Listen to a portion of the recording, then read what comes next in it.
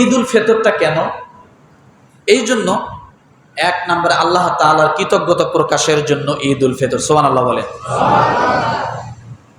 ঈদ উল ফিতর আল্লাহ তাআলার কৃতজ্ঞতা প্রকাশের বহির প্রকাশ। অর্থাৎ আমি যে আল্লাহ তাআলার কৃতজ্ঞতা স্বীকার করতেছি, এটা বুঝবে কেমনে? ওই সময় বোঝা যাবে যখন বান্দা ঈদের জামাতে নামাজ আদায়ের জন্য চলে যাবে, সেজদা দিবে, তখন প্রকাশ হবে যে এই ব্যক্তি সত্যিকারে আল্লাহ তাআলার কৃতজ্ঞতা স্বীকার করতেছে। এরপরে বলা হয়েছে ঈদ উল ফিতরটা এই জন্য ক্ষমা প্রাপ্তির জন্য ঈদ উল ফিতর। কিসের জন্য বলেন? ক্ষমা প্রাপ্তির জন্য ঈদ উল ফিতর। এবং রোজার প্রতিদান আল্লাহ তাআলা দিবেন, এই জন্য আমাদেরকে দাওয়াত করে একত্রিত করেছেন। এই জন্য ঈদ উল ফিতর, যে আল্লাহ ক্ষমা করবেন এবং পুরস্কার দেবেন। এরপরে বলা হয়েছে এই ঈদ উল ফিতর কেন? যে জাহিলি যুগে তারা বিভিন্নভাবে আনন্দ উৎসব করত। আল্লাহ সুবহানাহু ওয়া তাআলা মুসলমানদেরকে দুইটা ঈদের বিধান দিয়ে দিলেন, যে তোমাদেরও খুশির দুইটা দিন আমি আল্লাহ তাআলা তোমাদেরকে দিলাম। তার মানে এটা দয়া। এটা কি? দয়া। তো এই হলো ঈদ উল ফিতর। এখন এই যে কথা হলো, এই ঈদ উল ফিতর আর ঈদ উল আজহা, এই দুইটা জিনিস আমরা যদি একটু খেয়াল করি। রোজা আমাদেরকে শিখাইলো আত্মসংযম করা, নিজেকে নিয়ন্ত্রণ করা শিখাইছে। একজন মানুষ যদি নিজেকে নিয়ন্ত্রণ করতে পারে আর নিজেকে নিয়ন্ত্রণ করে ওই অনুযায়ী নিজের জীবনযাপন পরিচালিত করতে পারে, সত্যিকারের ওই মানুষটা আউলিয়া। সত্যিকারের ওই মানুষটা কি? যেটা আমি গত জুমায় মনে বলেছিলাম, বিকলবিন সালিম। হয়তো তার ভালো আমল নাই, খুব তাহাজ্জুদ গুজার না, সারা বছর হয়তো নফল রোজা তেমন একটা পাওয়া যায় না, কিন্তু লোকটার দিলটা পরিষ্কার, কলবটা কি পরিষ্কার, পেঁচগোছ করে না, মানুষকে বিপদে ফেলে না, ফান্দে ফেলে না, হ্যাঁ, গীবত চগলখুরি, মানুষের ক্ষতি হয় এমন কোনো চিন্তা ভাবনা সে করে না। আল্লাহ তাআলা বলে ইল্লা মান আতাল্লাহ বিকলবিন সালিম ওয়া উজলিফাতিল জান্নাতু লিল মুত্তাকিন। আমি আল্লাহ তাআলা তাদের জন্য জান্নাতকে সুসজ্জিত করে রেখে দিয়েছি। তাহলে ওই যে বললাম যে আপনার আমল হয়তো কম, কিন্তু দিলটা কি আছে? এই প্রশিক্ষণটা দিয়েছে রোজা। এই প্রশিক্ষণের জন্যই রোজা, যে তোমার দিল কিভাবে পরিষ্কার করবে। রোজার মাধ্যমে এগুলোকে নিয়ন্ত্রণ করা সহজ, রোজার বাহিরে এগুলোকে নিয়ন্ত্রণ করা সহজ হয় না। যার কারণে আল্লাহ তাআলা সিয়ামের বিধান দিয়েছেন। এরপরে বলা হয়েছে হজ কি শিখায়? হজ এইটাই শিখায় আল্লাহর পথে ত্যাগ স্বীকার করা। হজে মাবরুর, কবুল হজ কোনটা জানেন? কবুল হজ হলো ওইটা যে অন্যকে হজের মধ্যে যাইয়া অন্যকে সহযোগিতা করে। কি করে বলেন তো? অন্যকে সহযোগিতা করে, অন্যের প্রতি সহানুভূতিশীল হয়, নিজেকে গোটায়া রাখে, অন্যকে প্রকাশ করে ভালো দিক থেকে। এটাই হলো হজে মাবরুর। অন্যকে খাওয়ায়, এটা হলো হজে মাবরুর।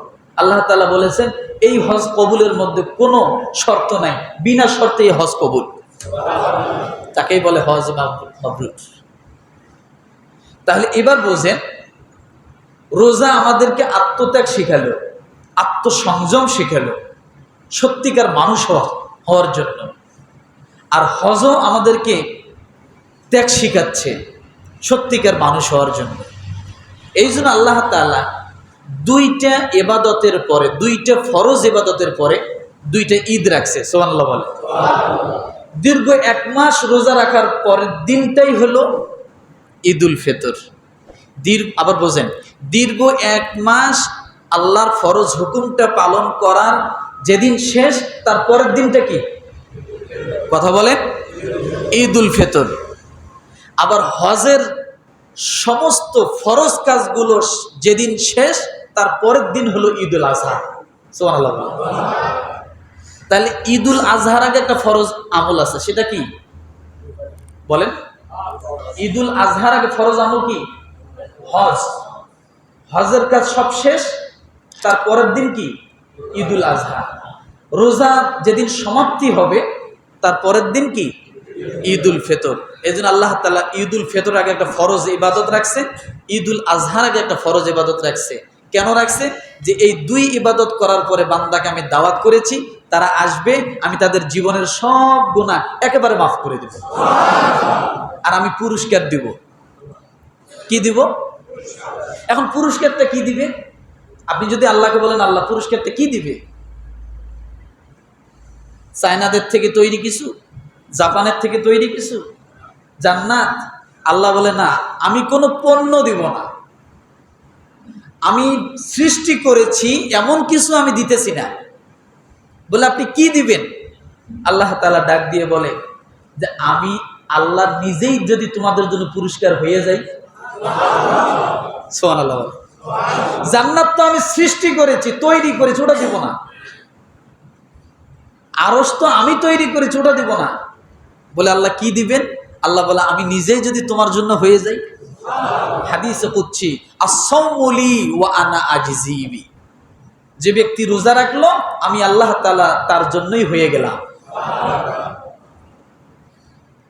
এখন মনে করেন যখন যে প্রধানমন্ত্রী থাকুক, দেশের সরকার থাকুক, যে দেশেরই হোক না কেন, সে যদি কোনো গরিব মানুষকে বলে যে তোমার টেনশন নেই, আমি তোমার জন্য আছি, ও কি এখন 5 তলা বাড়ি চিন্তা করবে?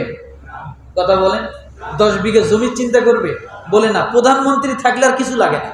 বোঝার জন্য বললাম কথাটা। দেশের প্রধান যদি আমার পক্ষে থাকে আর কিছু দরকার নেই। তো আল্লাহ তাআলা বলছেন যে ব্যক্তি রোজা রাখলো, আমি তার জন্য নিজেই হয়ে গেলাম। আজকে আল্লাহ হওয়ার জন্য আমাদেরকে ডাকছেন। সুবহানাল্লাহ বলে। ডাকার পর আল্লাহ কি দিবেন? আল্লাহ ঘোষণা দিবেন, আজকে যারা এখানে আসছো, যারা রোজা ছিলে, আমি আল্লাহ তাআলা সবার জন্য হয়ে গেলাম। তো সম্মানিত ভাইরা, সময় খুব অল্প। 7:35 বেজে গেছে। 7:35 বেজে গেছে। ইনশাআল্লাহ 8টায় আমাদের ঈদুল ফিতরের জামাত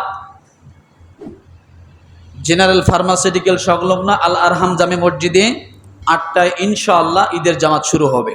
আপনারা যারা এখন এদিক সেদিক আছেন, আমরা চলে আসি।